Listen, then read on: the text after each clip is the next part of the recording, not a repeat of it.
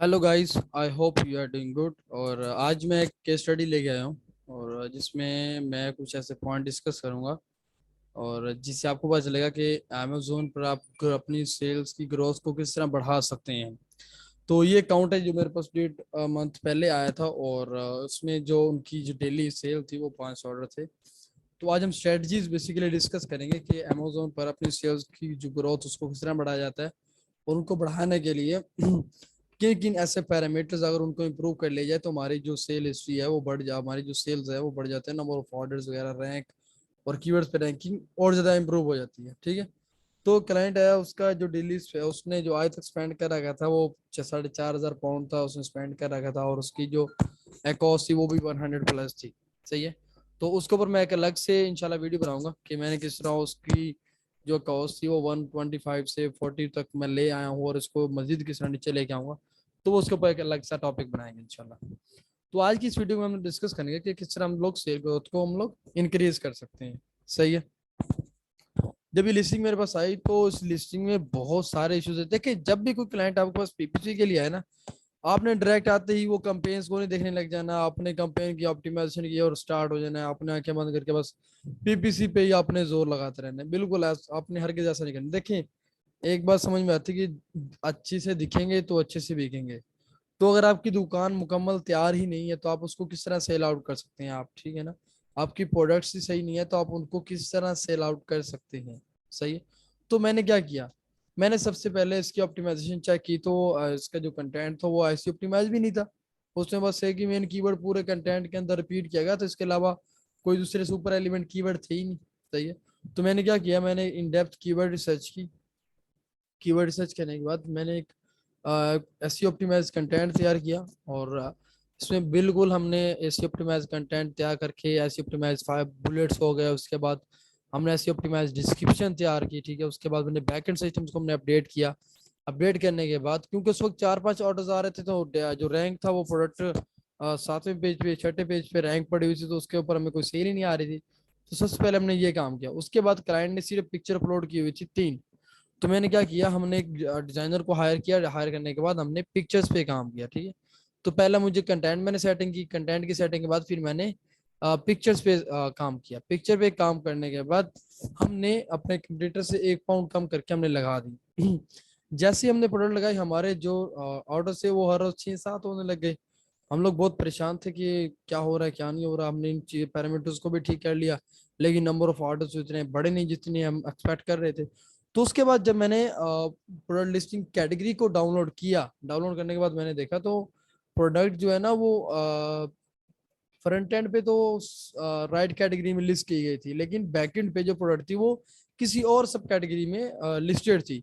तो उसकी वजह से एक बहुत बड़ा हमें एज मिला। हमने क्या किया, हमने केस ओपन किया। केस ओपन करने के बाद हमने कैटेगरी चेंज की।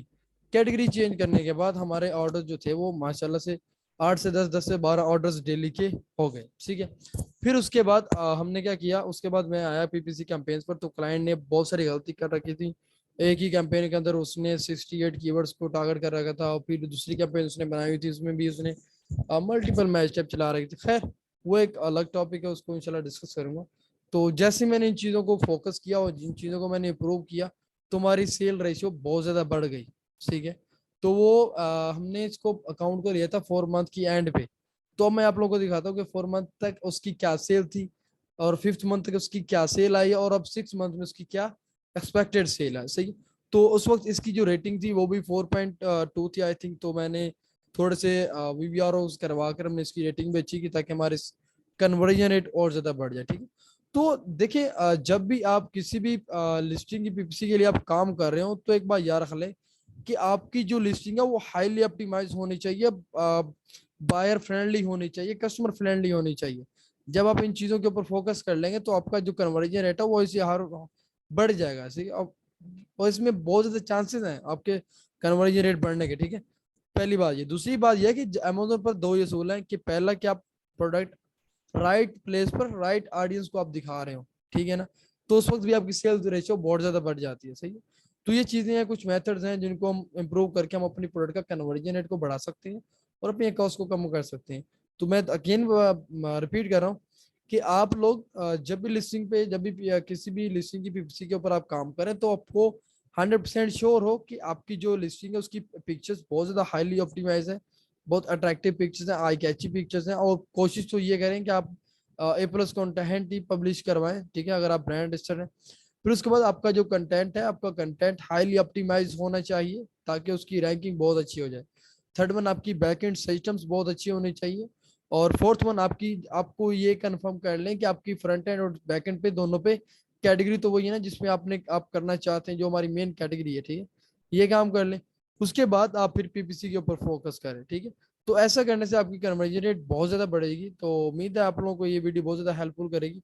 तो जब आप इन पैरामीटर्स पे आप काम करेंगे ना, तो आप जो लोग कोर्स बहुत ज्यादा आपको फायदा होगा। अच्छा, एक पॉइंट मैं भूल गया हूँ, मैं आपको बताता चलूँ। इसकी जो प्राइस है वो 16.99 है। पहले जब क्लाइंट ने हमें लिस्टिंग हमें पहली दफा दी थी, तो उस वक्त उसने प्राइस लगा रखी थी 24.99। उस पे क्लाइंट का प्रॉफिट मार्जिन था 60%। अच्छा, अब आप भी हैरान हो रहे होंगे कि इसका प्रॉफिट मार्जिन 60% कैसे था।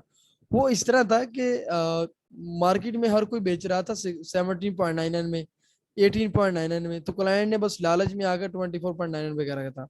तो उसकी वजह से उसकी कॉस्ट ऑलरेडी हाई थी। एक बार याद रखें कि अमेजोन पर एक एनालिसिस के मुताबिक अमेजोन पर 45% कस्टमर्स जो होते हैं वो प्राइस देकर प्रोडक्ट परचेज करते हैं। और यूके में तो वैसे भी इतने वो खुश्क मिजाज कस्टमर है ना कि वो तो एक एक पाउंड पे भी प्रोडक्ट की वाइबिलिटी चेक कर रहे थे, उसके ऊपर वो प्रोडक्ट चेंज कर रहे होते हैं, ठीक है। तो मेक श्योर करें कि आपकी प्राइस भी बहुत ज्यादा कंपेरेटिव हो, और ताकि आप अपने जो कंपटीटर्स हैं उनके आप कंधों से कंधे मिला रहे हो, तब जाकर आपकी कन्वर्जन रेट बहुत अच्छी होती है।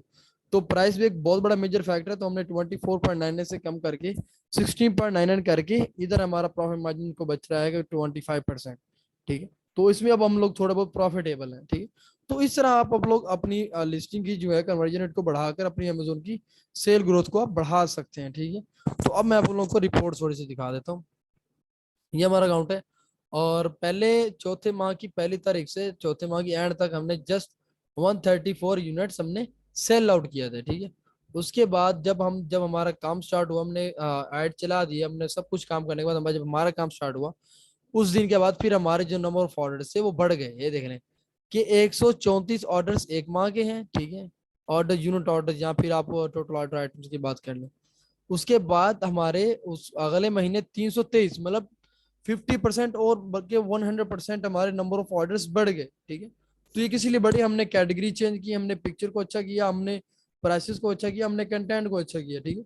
तो इन चीजों के ऊपर काम करने के बाद हमारी नंबर ऑफ सेल्स रेशियो बढ़ गई। अब जो छठा महीना है, इसमें जो हमारी एक्सपेक्टेड सेल रेशियो है वो तक एटलीस्ट है कोई 600+ यूनिट्स हमारे इंशाल्लाह होंगे। और उसकी एक मैं पूरी स्टोरी बनाऊंगा, उसके ऊपर एक पूरी पीपीसी कैंपेन्स को भी मैं इंशाल्लाह आपको पूरा एक्सप्लेन करूंगा।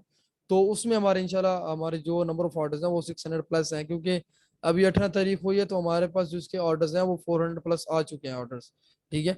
तो इस तरह आप अपने अमेजोन पर अपनी सेल्स रेशियो को आप बढ़ा सकते हैं।